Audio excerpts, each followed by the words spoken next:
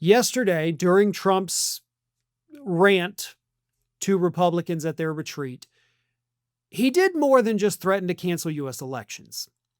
He also went into a very weird stream of consciousness where he touched on so many different unrelated issues that it was almost impossible to keep track.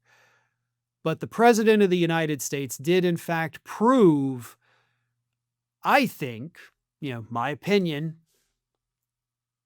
that he is definitely way worse mentally than I think most of us had previously thought.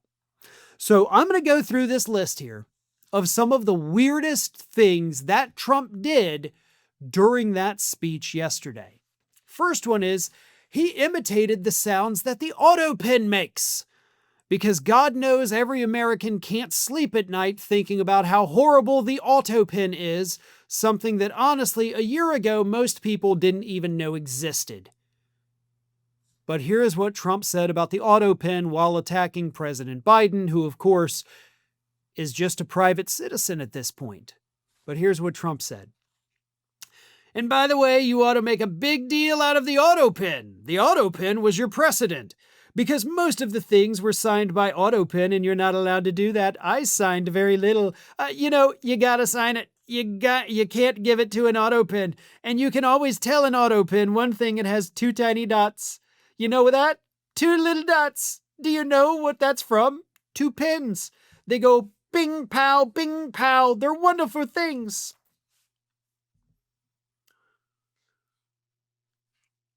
This is dementia.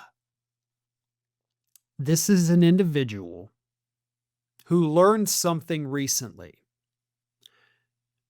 and they're not able to recall things that they have known for many years.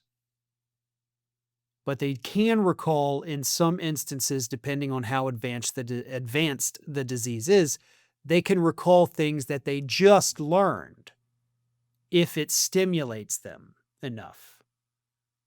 This little fact that Trump learned about the two pins, he remembers it.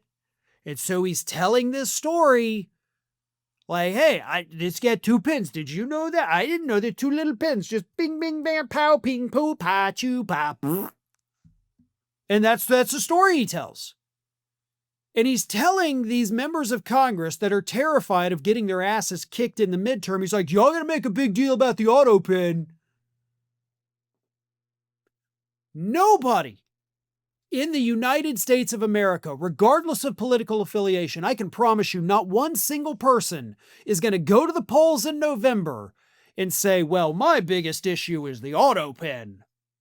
I know I can't afford my medications and I haven't eaten in 3 weeks because food is astronomical and I lost my job 2 years ago, but the autopen is my biggest concern. That's not gonna happen. But this demented geezer is literally telling these Republicans, you got to make it all about the autopen. Please do. I genuinely, please do. I want this entire campaign for Republicans. I want y'all to run every ad talking about that autopen, and let's see how that plays out for you in November.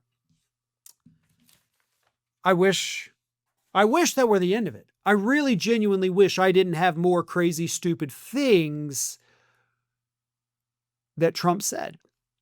But I do. He also did an impression of his wife, the First Lady of the United States. He went on a tangent, even worse than the autopen, where he started talking about his dancing, right? He said his wife, who is a very classy lady, hates it. Here's what Trump said. She's a very classy person, right? She said, it's so unpresidential. She hates when I dance. I said, everybody wants me to dance. Darling, it's not presidential, she actually said. Could you imagine FDR dancing? I think for obvious reasons, most of us cannot obviously imagine FDR dancing, you dumbass. I'm also going to have to take issue with the fact that Donald Trump called his wife a very classy person. I think what he meant was very trashy person. There is nothing classy about Melania Trump. She has a lot of money, sure, because she married money. But money is not class. Money is money. Money is, I can buy things that other people can't. Sure. But that in no way makes you better than anybody else, and it sure as hell doesn't make you classier than anybody else. But she is right about his dancing is stupid and unpresidential. But it is what it is. It's one of the only things he has that I think endears him to some people. So he's going to keep doing it until, of course, he does one of these. And, then we never have to see him dancing again. And then, there's always an and then. Then he goes on about one of the reporters in the room, a man by the name of Doug Mills from the New York Times. He actually won the Pulitzer Prize last year for he's the one who got the photograph of Butler, Pennsylvania, when the bullet came near Trump's ear.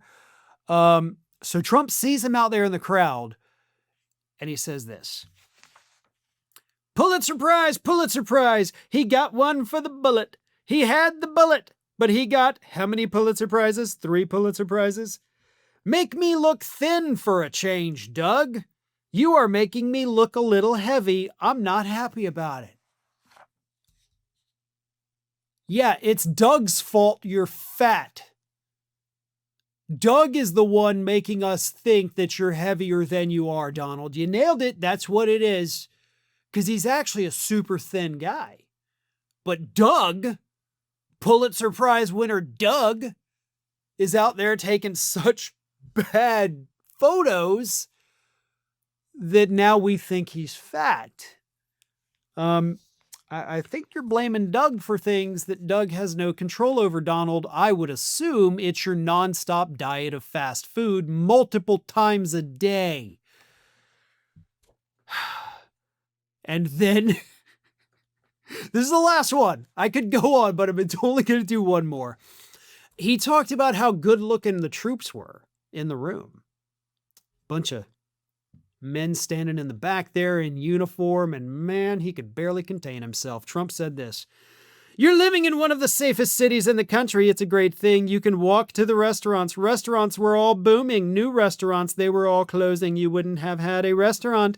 And okay, you know what? I'm going to stop right there because that's just a weird, nonsensical statement that, of course, has no basis in reality. The businesses were not closing. They actually started to have to close their doors once the National Guard came in and started occupying D.C. because nobody wanted to go out anymore because it was a police state. So that's what happened there. But he continues, says, and I don't know about you, but to me, those soldiers standing there look so good.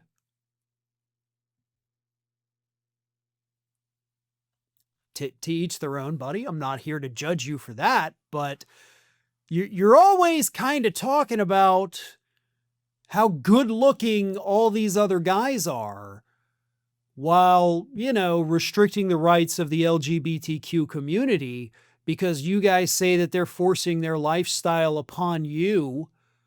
So I'm just going to say I find that a little bit hypocritical for him to keep doing that. Thanks for watching, and if you are not already subscribed to the channel, please do so, and do not forget to like and comment and share widely among your friends.